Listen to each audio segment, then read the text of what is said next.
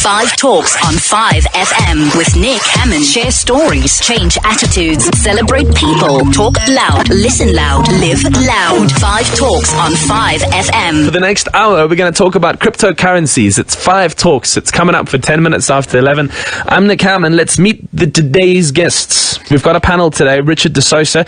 He's joined us in studio. He's the owner of AltCoinTrader. Good morning. Welcome to 5 FM. Hi, morning, Nick. I'm excited to find out the basics from you. Basically, what is Bitcoin? What are cryptocurrencies? What do you do as a trader, etc.? We're also going to speak to Tania Knowles, who's the managing executive at Fractal Solutions, division of Straight Pty Ltd, and a guy who's no stranger to 5 Talks and to Hamman Time, Dawie Roodt, the chief economist at the Efficient Group. For the next hour, we're talking cryptocurrencies on 5 FM. Richard, what we did is we opened up the Hamman Time hotline and we just posed the question. We said we're going to be getting people who are involved with cryptocurrencies onto the show in various capacities, and we wanted to know if there was anything that came to mind that they might be interested in to know more about, right? So I thought what we'd do is start off the show is just to get a sense of where we're at, check the hotline out, and then kind of move from there to listen to some of the questions that have come through. So this is what the hotline has been asking. Talk loud, listen loud, live loud. 5 Talks on 5 FM. So I suppose in general, right, there are people that are wanting to know everything like, how do you actually trade Bitcoin? What is a cryptocurrency? What are the practical implications? Someone was asking there, like, could I perceivably go to the shops and buy something with Bitcoin? To the more complex, like, is it viable for my business to look into as a currency? So why don't we just, Richard, start in the simplest sense. You're a trader. Can you explain to us what a cryptocurrency is and then also how you became involved with it? First of all, Nick, I'd like to just let everyone out there know that Bitcoin is a huge, huge deal. I think that everyone is totally underestimating how this technology is going to absolutely change our life, change the way we interact with finance, and just change everything we know about money. Just to give you some idea, the internet has changed every aspect. It's changed music, it's changed media, it's changed every aspect of what we know as in general life. And now we got to the stage where it's going to start changing money. And it is a big deal. So, trading Bitcoin, we have a company called AltCoinTrader. I got involved in Bitcoin as early as 2011. Back in that time, Bitcoins you could buy them for about 60 Rand each, or, $6 odd. And it was, when I initially got involved, I thought Bitcoin was a huge, huge scam. Things have dramatically changed. It's constantly had negative media, but the main thing about Bitcoin is it's here to stay, and it's no longer possible to be shut down. Trading it is very simple. It's like trading any foreign currency or trading any currency. You need to have knowledge. So obviously we need to encourage people to go out and Google and understand what you're doing, because buying on a low and selling on a high is something that is not easy, and it might be equated to gambling. So you've got to be cautious there. But investing in Bitcoin, buying it and holding, is certainly something that everyone needs to consider and needs to do. So before 2011, were you a trader? Were you a businessman? What were you doing that you were kind of brought into this world at a time when it wasn't quite in the mainstream yet? Well, I've always been a programmer. I had a company called Netspace. We used to design websites, a very small company. What we then did is we heard about Bitcoin and we started looking at it for a payment solution for a lot of our clients that needed online services. And the more I looked at Bitcoin, it totally blew my mind. I was so excited after a little bit of research that I just went. It was very difficult in those days to buy Bitcoin. I started buying them on American exchanges and internationally, and that's how I got involved. We then identified the need for a local exchange, so we started building one. It was a big project, it took us a good number of years, and we finally launched it about 3 years ago. And that's how we started.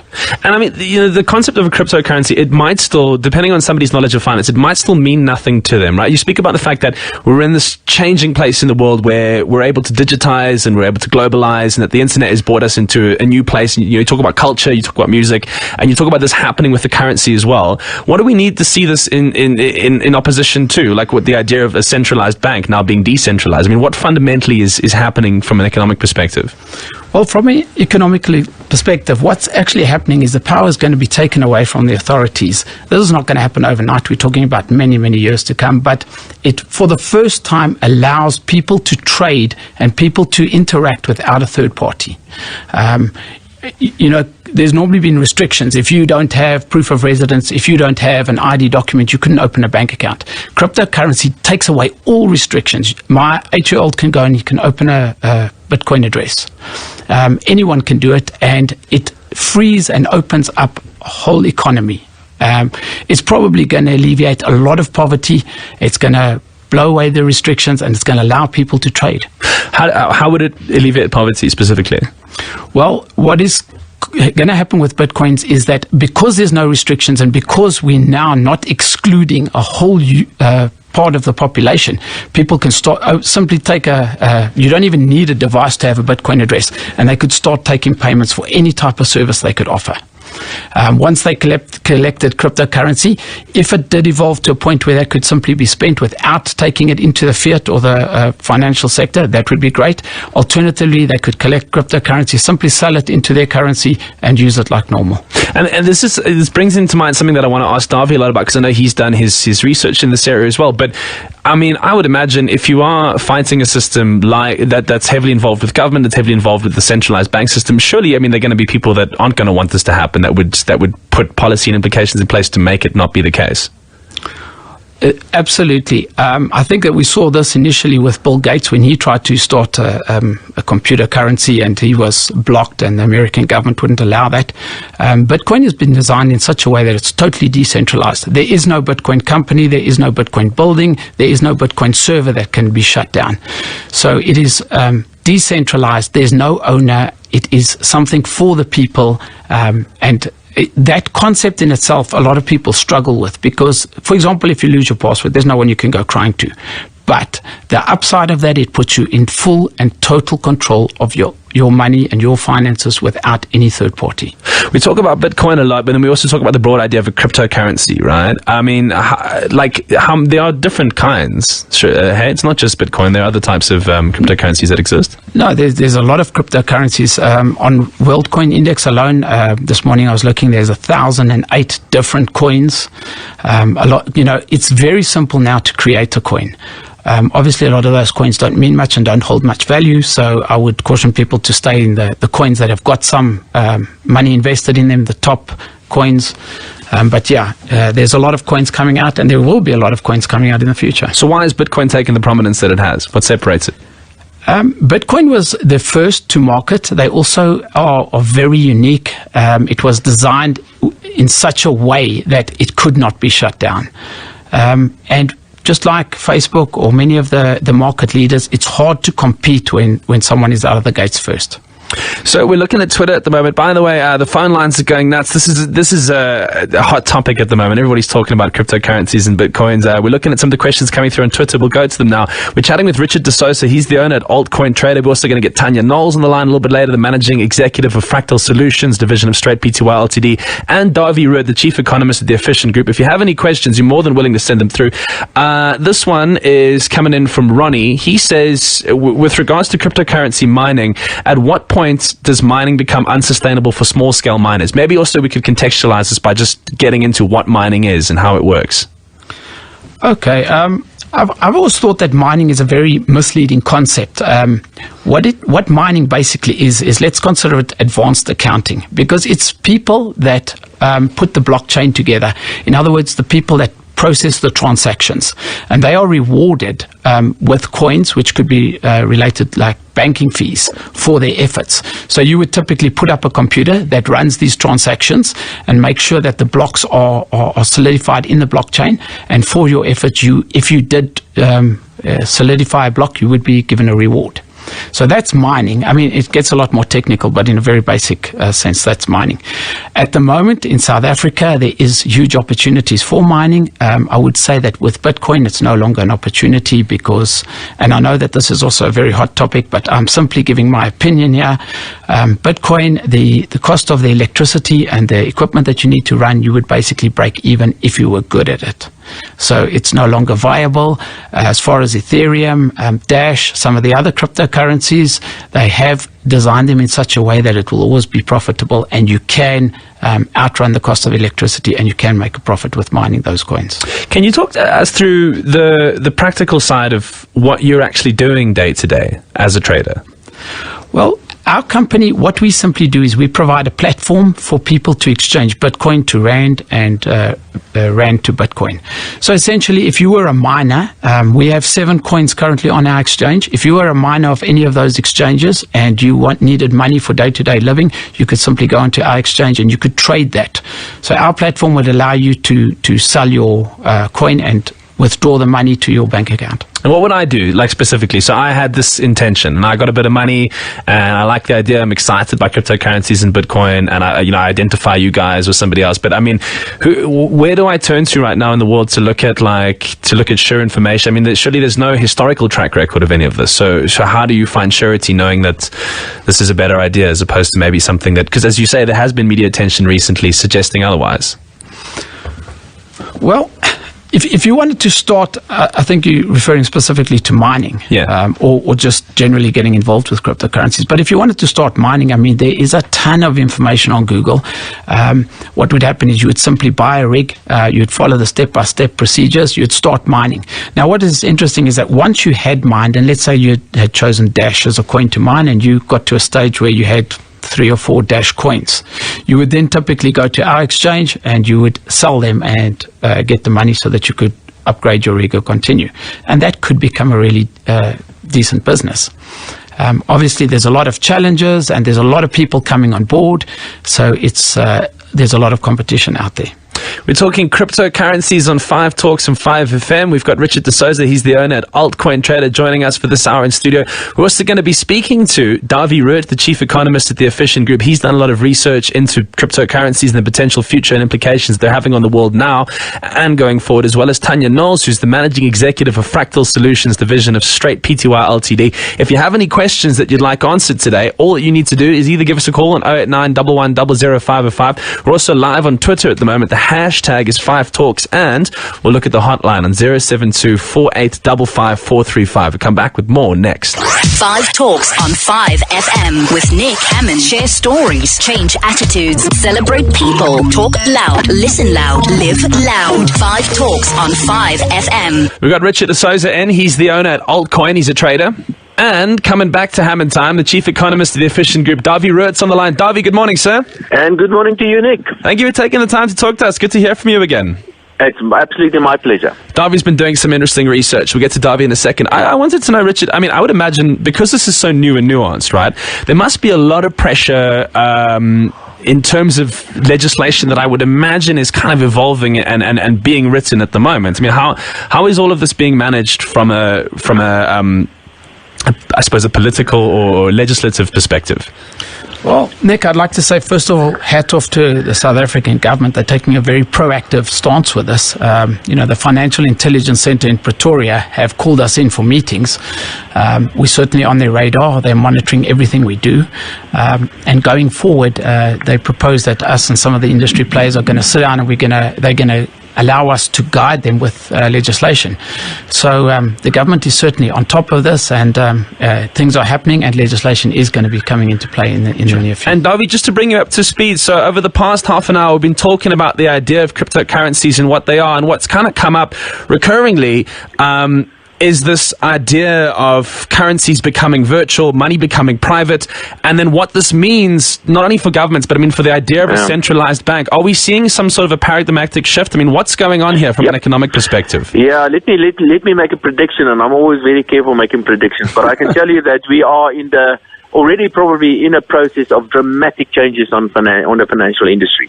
It's quite possible. In fact, I am absolutely sure that in future banks are not going to be the same as we know banks today. In fact, it's even possible that there won't be banks in future anymore.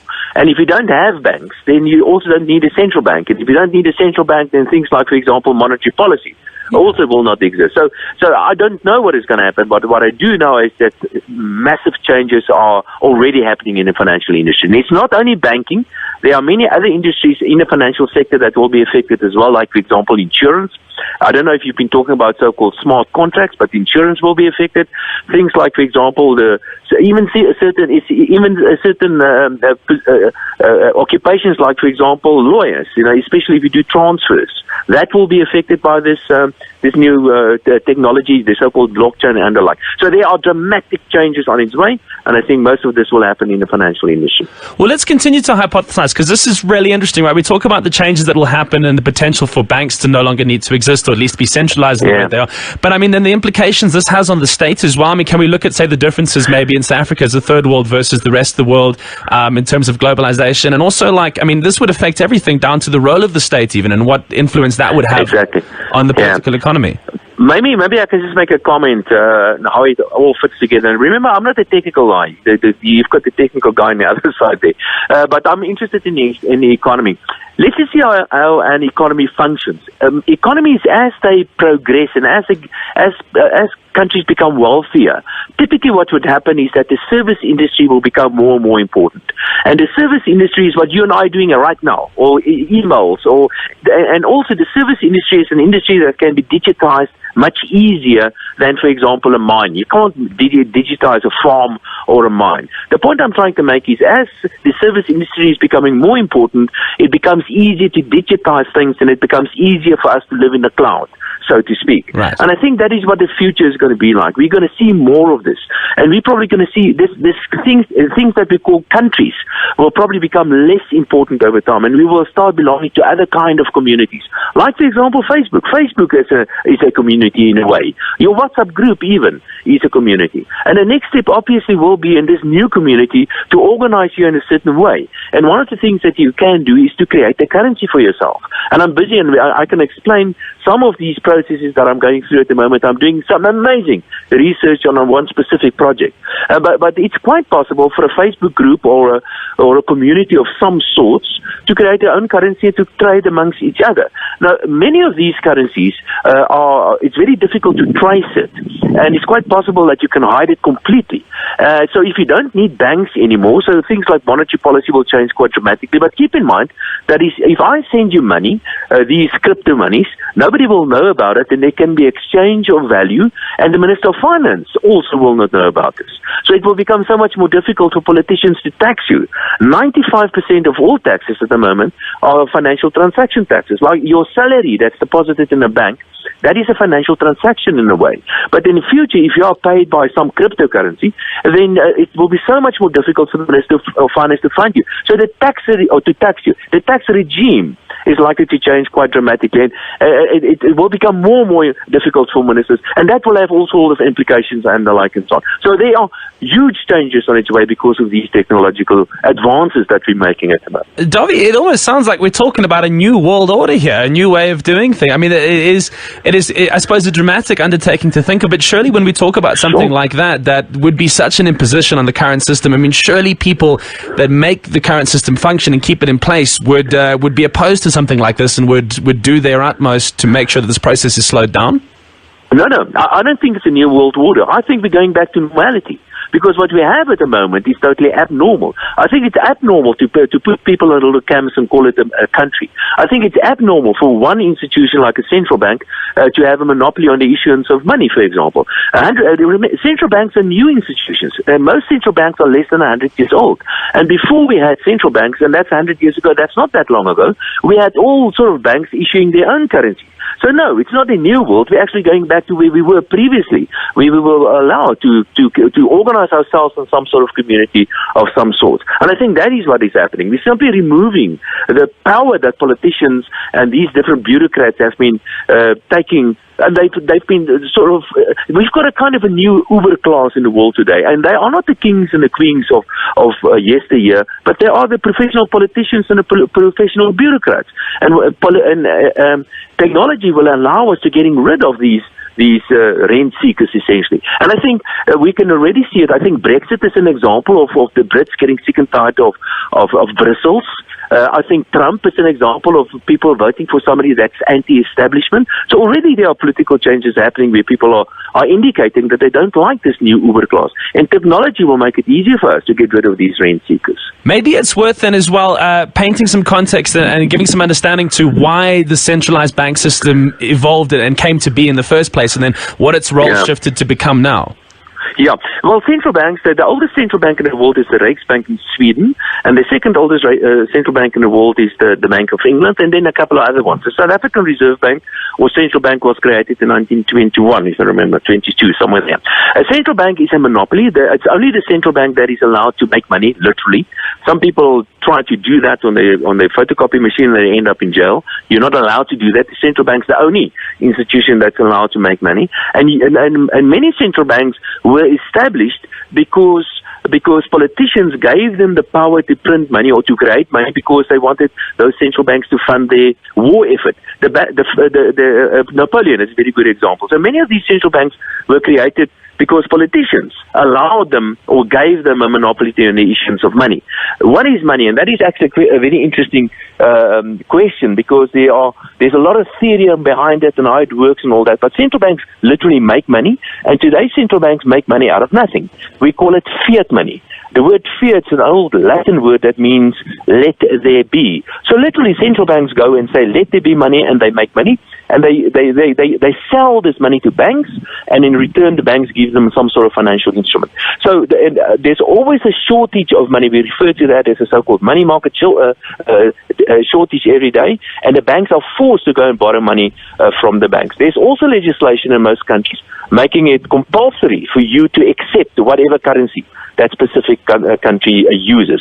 Now with technology, it is possible for somebody, and it's very, very interesting, the process that I'm busy with at the moment of moving from a so-called fiat government money to eventually get a private fiat money. There are all sort of steps that you have to go through. But what is possible with technology today is for any community to issue a currency of some sort, like for example Bitcoin is a very good example, and then they can become completely independent from the central bank. And like I've mentioned earlier, this was actually the norm. In the past, 100 years ago, all banks were allowed, or most banks were allowed to issue their own currency, and we're simply moving back to where we were in the past. So we talk about this new economy, right? The idea of something moving, I guess, from primary to tertiary, or from like a physical to a service, and digitizing, and technology being at the forefront of that, which I suppose in an increasingly technological world, that makes sense. What does that mean for, I suppose, like, if we were to take this prediction on to a prognosis, what does this mean for a new global class system? I think it's going to be especially, maybe let me just rephrase that. The past 100 years, 100 years ago, just over 100 years ago, the 90% of humanity lived in abject poverty. The past 100 years, we made amazing progress in reducing poverty. And today, less than 10% of the globe's population live in abject poverty. So this nonsense about the poor getting poorer, that's absolutely nonsense. But part of the reason why we've been so successful in reducing poverty is because we reduced transaction costs. And I think that the most amazing and incredible discovery ever was when we discovered money. Because money makes it easier, much easier for people to trade, and the more you reduce transaction costs, the more you can trade, and the more you trade, the bigger your economy becomes. So I think that is a very important point. With the so-called cryptocurrencies or private currencies and the technology that we're going to use now, transaction costs are coming down quite dramatically. That will boost economic activity, and that will lead to even more wealth creation. So I think that's an important point. In future, we are probably going to get rid completely of poverty. And in the future, we will all live in a certain minimum living standard. But that will also lead to some sort of other changes as well. Certainly political changes, because why do we need a geographic area like a country, for example? Why can't we all live in cities and belong to flat earth societies or whatever we want to, and have more freedom to do and to organize as the way that we want to be? But there's also major dangers in this, because if you use cryptocurrency as an example and other technologies, it will be possible for me, for example, to transfer money to a terrorist organization, or to buy drugs, or to buy child pornography, or whatever the case may be. So there will be more responsibility on the individual as well, to be responsible for whatever your actions are. But I think that is exactly what it should be. So more wealth, more freedom, certainly, but more responsibility for our actions as well. Well, I don't know. Personally, I would rather go for that. I would rather go for more freedom with all the dangers associated with that as well. And we're talking about these changes in systems that we're seeing come into place. And from your point of prediction as well, I mean, what kind of a timeline do you look at here? They're already. We are absolutely there already. I am personally involved. I'm doing some studies. I'm registered at one of the universities. So I'm doing a PhD research at the moment on how you can move from a fiat state money or government money to digitize that. And there's one specific experiment I'm busy with. But there are many institutions that I'm working with already, and we're trying to create currencies or monies for them. A very good example is, like, for example, a church fair. You go to a church fair one day, and instead of buying a coupon at the gate, you simply buy your electronic money at the gate, and you use this electronic money as you buy pannenkoeken or whatever the case might be. It will be cheaper, it will be much faster, and it will be very safe. Why can't we do this on a grander and a bigger scale? So all this is happening already, and I predict, or I think what's going to happen is that there will be lots of different kinds of currencies all over the world, and it will be so much easier to exchange between one currency or between different currencies, but making use of technologies as well. So, and these exchanges exist already, and I think your guest on the other side is probably involved in some of these exchanges. And we'll speak about those in the next 20 minutes that we have. We're chatting now to Dawie, Roodt, the chief economist at the Efficient Group. We also have Richard de Sousa here, and we're going to speak to Tania Knowles next, the managing executive of Fractal Solutions, all about cryptocurrencies and their implications for the future and the changes, as Dawie would predict, that are already happening now in 2017. Dawie, it's always a pleasure. Thank you for your time. My pleasure. Thank you. 5 Talks on 5 FM with Nick Hamman. Share stories, change attitudes, celebrate people, talk loud, listen loud, live loud. 5 Talks on 5 FM. We're live on 5 Talks. We've got about 15 minutes left to continue talking about cryptocurrencies. Thank you very much, Dawie, for joining us on the line. We have now also joining us on the line Tania Knowles. Tania, good morning. Good morning, Nick. Tania is the managing director, or managing executive rather, of Fractal Solutions division of Pty Ltd. We're going to go into more detail about blockchains, but something that, and it came up with Dawie now, we're talking about something I wanted to bring Richard de Sousa in as an active trader and ask him about is, we spoke a lot about the idea of fiat currencies and the perceived problems that are inherent in them. Why is it, from your understanding and your perspective, that Bitcoin is better, and what is the difference? Well, Mike, first of all, fiat currency is fundamentally flawed in the fact that it's an inflationary currency, which means that the government or the powers that be have a license to continually print money. So if you had to, for example, put 1,000 Rand in the bank, you will be punished for saving that 1,000 Rand, because I can guarantee you in a year's time or in 2 years' time, you will be able to buy less with that 1,000 Rand that you had saved and diligently put away than you would have been able to buy if you had spent it immediately. So fiat currency creates a system where you are forced to spend your money and it's not save. Bitcoin, on the other hand, is a deflationary currency. In other words, we are rewarded for saving money. If you had to put a Bitcoin in the bank, chances are that you would have a huge return and you would be rewarded for saving it. So just from that point of view, it changes the mindset. It rewards you for doing the right thing, and doesn't allow, every time the government prints more money, the money that you have on you is worth less. And they do that whenever they need to. We spoke a lot this hour as well about the economic implications and how this is changing the world and what world we may well one day live in as a result of cryptocurrencies. But Tania, where I wanted to bring you in here to get more down to the idea of the theory that's behind all of this. They keep talking about blockchains, right, and how money gets protected through and within these. From the layperson's understanding to the slightly more technical and complex, what are blockchains? Okay, so Nick, a blockchain, everybody sort of says that it's the technology that underpins Bitcoin. So it's the technology that's been used by Bitcoin, and essentially what happens is all the transactions that are going through the system are put into blocks, and those blocks are then joined together, and you end up with this immutable audit trail, if I can put it that way, of every single transaction that has ever taken place. And that ledger is open to everybody on the internet to view. There's no central power. I know you've been referring a lot to the Reserve Bank, but there's no central power in charge who has control over that ledger. And essentially it's controlled by the network of users there. And the key thing that's happening is that at the moment, it's blockchain's been used for cryptocurrencies like Bitcoin, but the question is coming up to say, what other assets could we actually put on these blockchains?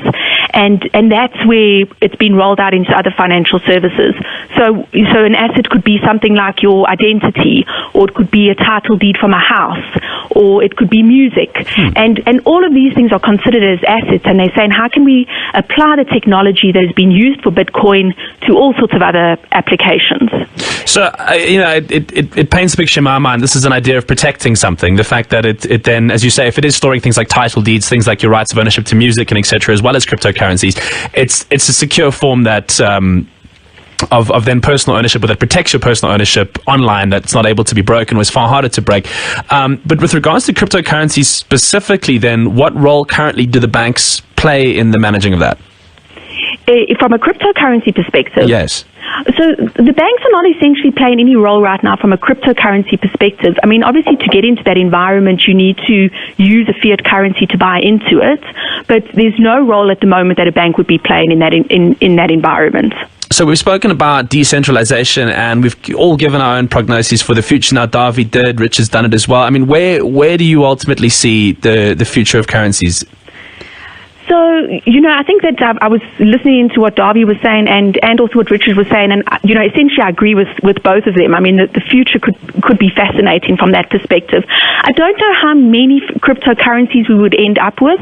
So, all of them need to have value to the users that are using them. I know Dawie referred to something that you could have at a church fete.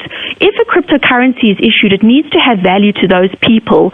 And I think what will happen is we will end up with a lot of these initially, but some of them will start to die off as the ones become more popular. So, some of them, something like Bitcoin, they say that it's as close to the US dollar in terms of being a dominant currency and the first sort of step into a cryptocurrency. But I think that the future is there, that these things will become more popular, and the man on the street will start using them in every day to interact and really trade with each other. We're live on 5 Talks on 5M. We're chatting now to Tania Knowles. Tania is the Managing Executive of Fractal Solutions, a division of Straight Pty Ltd. We've also got Richard de Sousa here. He's the owner at AltCoinTraders, as well as Dawie Roodt, to join us on the line, the Chief Economist at the Efficient Group. If you have any questions, there's anything you'd like to know right now as we continue to talk 5 Talks, Bitcoin and cryptocurrencies, please feel free to continue to call on 089 11 000505. You can use the hashtag 5 Talks on Twitter. You're also more than welcome to get in touch with the hotline on 089 11 000505. We'll come back with our guests and more next. 5 Talks on 5 FM with Nick Hamman. Share stories, change attitudes, celebrate people, talk loud, listen loud, live loud. 5 Talks on 5 FM. All right, so the phone lines are open. We're taking your questions and your calls. We're talking about cryptocurrencies on 5 FM. Tania, you still with us here on the line? Yes, I'm on the line. Here's a question. This is about tokens increasing functionality of blockchain technology in insurance and advertising data, etc. Is this something that you're looking at? From a straight perspective, we're not specifically looking at insurance and advertising, but I can share with the listeners something about that. So what happens in a blockchain is that an asset is represented as a token in order to digitally represent it.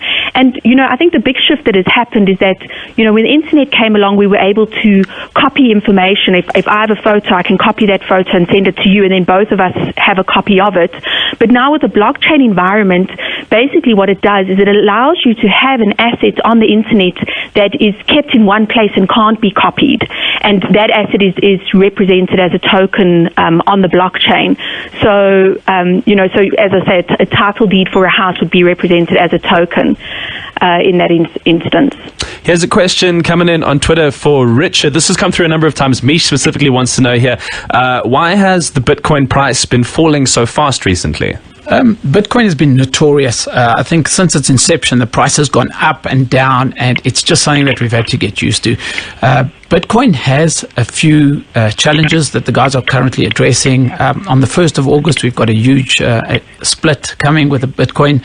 So there's a lot of people concerned about this, and I think that in the near future, in the next couple of months, possibly years, we can expect to continually see this volatility in the Bitcoin price. I don't foresee it becoming stable anytime soon. And maybe, Tanya, you can answer. We have sort of spoken about this already, but this is Ray Hills wanting to know, what are the SARS implications, if any, regarding how much Bitcoins you can buy? Is there something like an annual Forex limit? Yes, there's no forex limit, but what the SARS and the likes of the regulators are imposing upon the exchanges is that if you want to spend more than 15,000 Rand buying Bitcoins, you now need to start providing your FICA information to those exchanges. So they're starting to put some regulations on the exchanges to essentially buy the Bitcoins. But in terms of a foreign exchange, there's no limitations at the moment. And here's another cool question. This one is coming in from Chris. Chris is wanting to know, and maybe Richard, you've had some practical experience with this. He's talking about things like cloud mining, for example, if you can get insight into what that is. And also potentially with something like this, there would probably be a lot of people trying to do illicit things to get people's money, scams, fraudulent claims, etc. How do you kind of feel out the difference? Well, first of all, let's just address the cloud mining. Cloud mining is simply a group effort. In other words, a whole bunch of people would pool together and mine and share the profits. So the rewards are a lot less, but the guarantee of getting paid out is a lot more. So it is certainly something to look into. As far as scams go with any new technology, we know that there's going to be a lot of ignorance in the marketplace and a lot of people are going to be taken advantage of. So once again, it's a simple question of doing some research. These currencies are essentially safe. If you have a little bit of knowledge or you ask questions, they are safe and it is not easy to be scammed. But if you're not sure and you're starting out, you do need to exercise a lot of caution and make sure you educate yourself on them. And the education, you'd advise you just do that online, or would you advise you reach out to pre-existing traders and companies that are already... Well, certainly you could start off with a company like ourselves. You know, we've got a call center, and if you were investing in coins and you wanted to make sure that they were kept safe, we often have little workshops and we invite people in and we show them how to do that. So online is also, there's a lot of resources. Basically, whatever suits you, whichever way you want to do it, but there are resources out there and the internet is full of ways to keep yourself secure. One of the things I want to mention is that cryptocurrencies are essentially designed fundamentally to be more secure than fiat currencies. Over the past hour, we've had nothing short of fascinating discussions about the way in which the world is evidently changing and will continue to do so. And as that happens, like with every 5 Talks, we'll try and get the best people to come and give some insight into what is going on and what we need to know about the future. So I want to thank the guests for joining us today. Unfortunately, time's wrapped up. Tania Knowles, the Managing Executive of Fractal Solutions, division of Straight Pty Ltd. Thank you for taking the time. I really appreciate it. Thank you, Nick. And also, of course, for joining me in studio the past hour, Richard de Sousa, the owner at AltCoinTrader, somebody who's evidently on the forefront of the changing world, and I wish you all the best of luck and consideration for that as well. Maybe something that when I feel like I have a better understanding, I'll jump into along with you. Thanks very much, Nick. Thanks for having us and thanks for letting us share our views. It's a pleasure and a privilege. And also, of course, to Dawie, Roodt, the chief economist at the Efficient Group. This has been 5 Talks. We'll put this up on to catch up so you can listen again. Remember, any questions that you have, we're more than willing to put you in contact with any of our guests we had today. And we'll do this again in 2 weeks. Forbes is up next from 12 to 3 on 5FM. Look after yourself. 5 Talks on 5FM with Nick Hamman. Share stories, change attitudes, celebrate people, talk loud, listen loud, live loud. 5 Talks on 5FM.